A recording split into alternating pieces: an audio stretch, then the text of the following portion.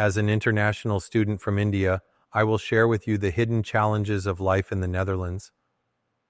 The Netherlands is facing an unprecedented housing shortage, with prices projected to rise 7.5% in 2025 alone. The average home now costs $520,000, requiring a household income of $106,000 that only 36% of Dutch residents can achieve. Rental markets show similar strain, with mid-range rents increasing 7.7% annually. A single shared room 30-40 minutes away from cities costs 700-800 euros, and a compact one-bedroom apartment can cost around 1,400-1,500 euros. There are numerous Indian WhatsApp groups where landlords post about available properties or rooms for rent. Sadly, many of these landlords have no intention of genuinely assisting fellow Indians.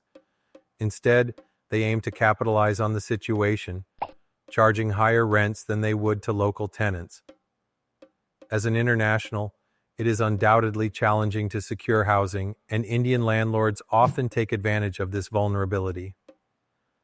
The young Dutch generation are living with their parents even at the age of 25 and above, as they are unable to find affordable homes to move out and start their own families. Many Dutch teenagers are moving to the USA and other European countries after graduating due to the severe housing crisis and high inflation. In Amsterdam, the capital city, a compact one-bedroom apartment costs no less than $2,200. The average salary of a high-skilled migrant is around €4,000. 50% of your next income would go directly to paying rent. This housing crisis has been exacerbated by the influx of refugees, with the government providing social housing that has occupied a significant portion of the available properties. You can check NS Train Planner to check the cost to commute your daily train travel. It's super expensive, even though it runs on 100% wind generator energy. The entire transport is expensive, and food too. This housing crisis stems from chronic underbuilding, despite government targets of 100,000 new homes yearly, which have never been met, due to the prioritization of environmental preservation goals.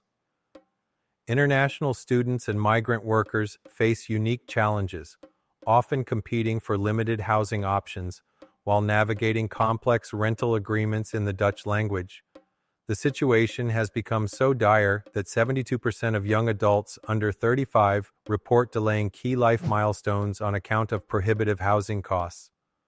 Core inflation remains stubbornly high at 3.7% as of March 2025, with essential expenses like food and energy outpacing wage growth. While down from 2023's 6.93% peak, cumulative price increases have eroded purchasing power. A typical grocery basket now costs 22% more than pre-pandemic levels, forcing many families to choose between heating and proper nutrition. The Dutch government's focus on clean energy has contributed to skyrocketing gas prices for heating, exacerbated by the ongoing conflict in Ukraine. The new Asylum Crisis Act introduces radical measures, including the suspension of new application processing, the elimination of family reunification rights for adult children, the expansion of border detention facilities, and the implementation of tit-for-tat sanctions for asylum seekers with minor offenses. Minister Faber defends these policies as necessary to protect public services, but critics argue they violate international human rights standards.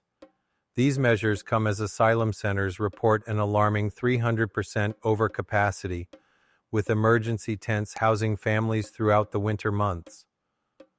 While platforms like Temper offer English language opportunities, non-EU students face strict work limits and complex permit requirements. Employers must apply for a Toewerkstellingsvergunning or TWV work permit to hire part-time international students. However, many employers are hesitant to do so due to the application process, associated fees, and the limited working hours permitted. The language barrier poses an additional challenge, as I discovered when my application for a dishwasher position was rejected due to the Dutch language requirement. Many of my classmates are currently unemployed, while a few have found jobs in food delivery, grocery stores, or fast food restaurants. The Dutch youth do not require IND approval for work and have more flexible working hour eligibility compared to international students. As a result, employers often prefer to hire local Dutch candidates over international students. Nowadays, even entry-level positions attract a flood of over 50 applications within hours of being posted. Language barriers exacerbate these challenges. Although 8% of Dutch jobs do not require Dutch proficiency, most service roles demand at least B1 level competency. Dutch companies are quietly reducing their hiring of non-Dutch speakers, instead replacing them with Dutch-speaking candidates. According to my roommate who works at a consulting firm supporting a bank, the ratio has shifted from 50% non-Dutch and 50% Dutch prior to 2024 to now being 30% non-Dutch and 70% Dutch. This narrowing window makes it increasingly difficult for international non-Dutch speakers to secure employment. There are 3 visas I am aware of. Student visa. This allows you to work up to 16 hours per week. At 13 per hour, this equates to around $208 per week or $900 per month. Renting a room costs 800 euros per month, 10 to 15 euros for a phone bill, and 150 euros for a train subscription. Sometimes the expenses are more than the earning from monthly part-time pay. However, working in cash would result in the revocation of your visa or residence permit. Highly skilled migrant visa. For this visa, an employer must sponsor you, and the minimum required salary is $70,000 gross per year, excluding any bonuses. The specific salary threshold can change periodically. Orientation visa. This is a job-seeking visa available after completing a master's degree. Your university will provide a letter confirming your studies are complete, which you can use to apply for the orientation visa. During the orientation visa period, there is no minimum salary requirement or need for employer sponsorship. The orientation visa lasts for 1 year, after which you will need an employer to sponsor you and a minimum gross monthly salary of over $2,900. The language barrier may pose challenges in some job profiles, despite the flexibility of this visa. The Dutch people can appear introverted and may not readily engage with internationals, unlike the more outgoing cultures of the USA, UK, Australia, or New Zealand. Due to the language barrier, they often do not make much effort to interact unless it is required for their job. One should not expect lively conversations, as the Dutch may frequently try to end interactions politely by saying, "Sorry, I don't know," and moving away. Finding a general practitioner doctor can be quite challenging. After nearly a year here, I have yet to secure a registered GP. The standard practice requires consulting a registered GP, who can then refer you to a hospital and specialist doctor. Many Dutch residents are suffering due to this system.